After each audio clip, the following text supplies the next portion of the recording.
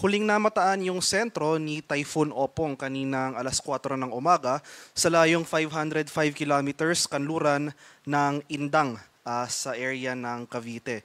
So lakas ng hangin na malapit sa gitna na umaabot ng 120 kilometers per hour at pagbugso na umaabot ng 150 kilometers per hour. Yung movement nito sa kalukuyan ay west-northwestward sa bilis sa 30 kilometers per hour.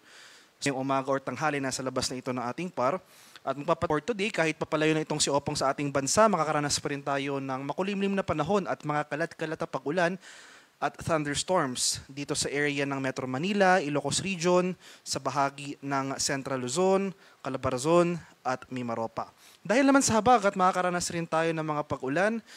Itong habagat na patuloy na pinapalakas ni Opong, asahan natin yung mga pag-ulan at mga thunderstorms sa bahagi naman ng Western Visayas, Negros Island Region at Zamboanga Peninsula.